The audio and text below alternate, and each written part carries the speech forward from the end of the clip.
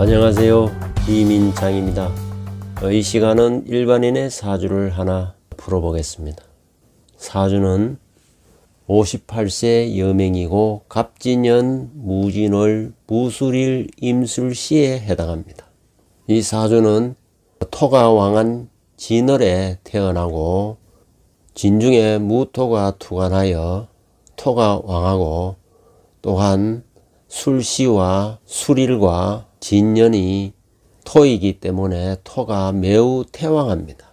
토의 성질은 습토가 강하면은 금의 성질을 띠고 조토의 성질이 강하면은 화의 성질을 띠게 되는 것입니다. 이 사주는 습토 계절인 진월에 태어났기 때문에 조토보다는 습토가 더 강한 사주입니다. 따라서 금의 성질이 강한 토입니다. 그러면은 목이 용신이 되는 사주입니다.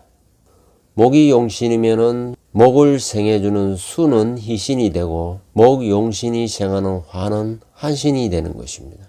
한신은 화를 생하면은 마이너스 한신, 즉 원수구자 구신이 되고 화가 금을 극하면은 희신, 약신이 되는 것입니다. 이 사주에는 목용신을 극하는 금은 이 사주의 기신에 해당하고 기신인 금을 생하는 습토는 기신이 되겠습니다. 사주의 격은 진중에 을목에 뿌리 내린 간목이 투관하여 평관격에 해당합니다. 평관격에 해당하면은 군인, 경찰 이러한 살직의 인연이 닿게 되는 것입니다. 본인이 그러한 살직에 인연이 닿지 않으면은 그러한 살직에 종사하는 배우자를 만나게 되는 것입니다. 실제로 이 여명의 남편은 하위직 경찰 공무원에 종사하고 있는 것입니다. 평관격이 성격이 되려면은 식신으로 제사를 하든지 인성으로 화살을 해야 성격이 되는데 이 사주에는 제사할 금도 화살할 화도 없는 것입니다. 그래서 이 사주는 파격이 되는 것입니다. 이렇게 사주가 파격이 되면은 부와 기를 누리기는 어렵다는 것을 의미하는 것입니다. 진월은 을목이 당령합니다. 을목은 경쟁적인 인간관계 속에서 그 환경에 적응을 위한 지식을 습득하는 것을 의미하는 것입니다. 그래서 주로 행정, 복지, 경영 이런 인문학 계통의 인연이 닿게 되는 것입니다. 인생 전반부를 의미하는 연월에 용신이 임하고 있기 때문에 인생 전반부는 대체로 순탄한 삶을 살게 되는 것입니다. 그러나 인생 후반부를 의미하는 일시에 보면은 목 용신이 쇠약해지기 때문에 인생 파랑과 굴절을 겪게 되는 것입니다. 이 사주는 일주가 매우 강한 신강사주이기 때문에 자기주도적이고 고집이 매우 센 편에 해당합니다. 무의 진지는 홍염살에 해당하고 백호와 괴강이 중중하기 때문에 평소에는 순하다가 화를 내면은 무섭게 돌변하게 되는 것입니다. 갑진, 백호, 무진, 괴강, 무술, 괴강, 임술, 백호, 괴강 이렇게 아주 기가 센 사주에 해당하는 것입니다. 특히 이 홍염살은 같은 여자끼리 있을 때는 크게 표를 내지 않지만 남자 앞에서는 유난히 웃음이 과하거나 시선과 관심을 집중시키게 되는 것입니다. 즉 남자 앞에서는 태도가 돌변하게 되는 것입니다. 실제로 직장 생활에서 남자들과 스캔들로 떠들썩하게 했던 것입니다. 이 사주에서 남편의 별은 간목에 해당됩니다. 간목은 갑진, 백호대살에 독림하고 있어 남편은 살직인 경찰에 종사하는 것입니다. 살직에 종사하기 때문에 범인을 잡고 체포하고 구금하고 구속하는 일을 하게 되는 것입니다. 일주가 무술일주로 간지동이고 권력이 양권과 은권으로 달리하기 때문에 부부 불화 갈등이 자주 일어나게 되는 것입니다. 즉 무술일주는 부부 이별사를 암시하고 있는 것입니다. 따라서 이렇게 무술일주는 부부 불화 갈등을 면하기 어려운 사주인 것입니다.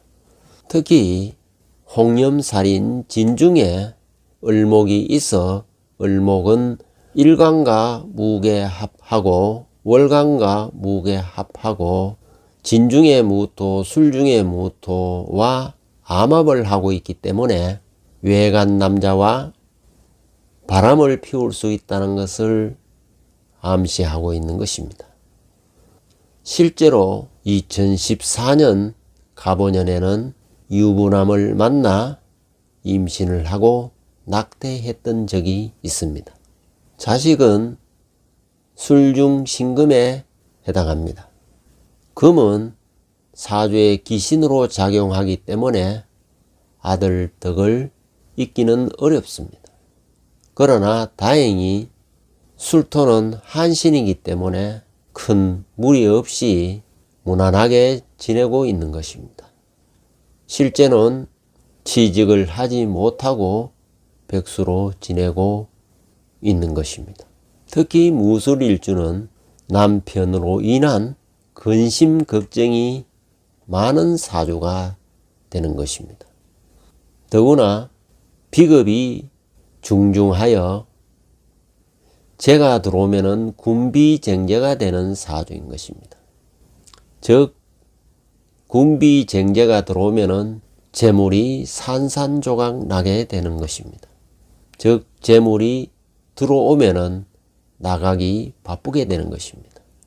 실제로 이 사주의 남편은 집을 팔아서 그 돈으로 주식을 했다가 집도 주식도 다 날려버린 남편을 둔 사주인 것입니다.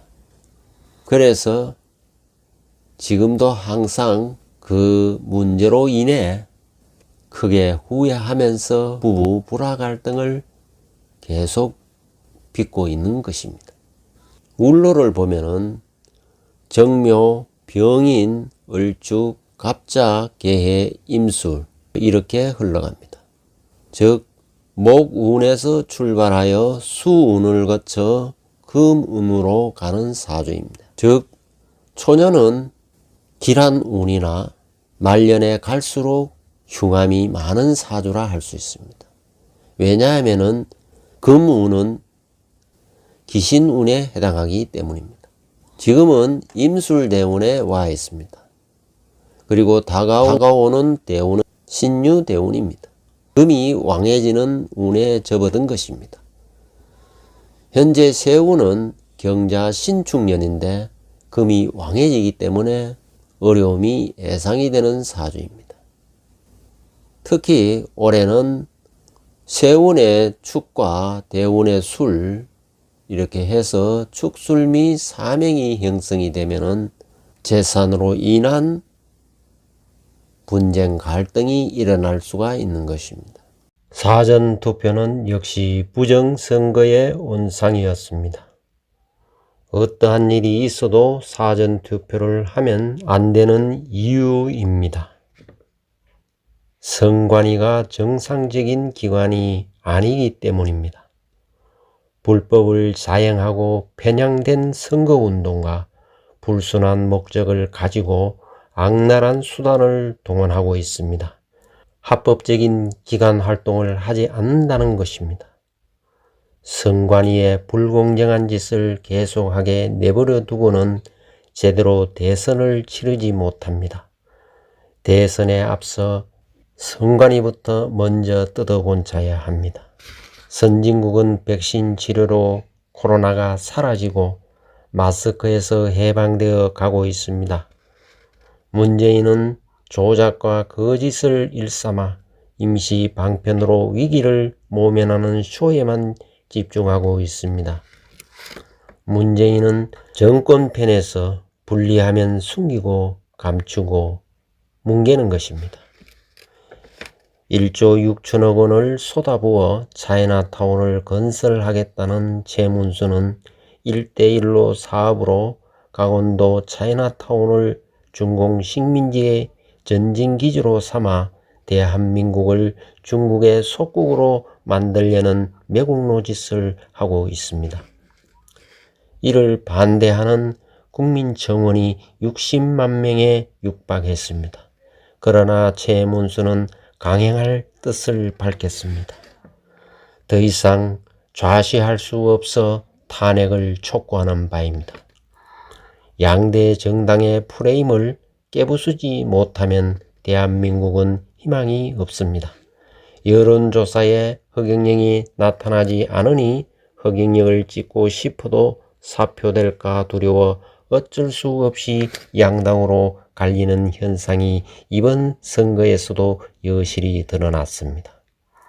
양대 정당의 프레임을 깨부수는 것이 선거혁명을 바라는 국민에게 주어진 1차적인 목표가 될 것입니다.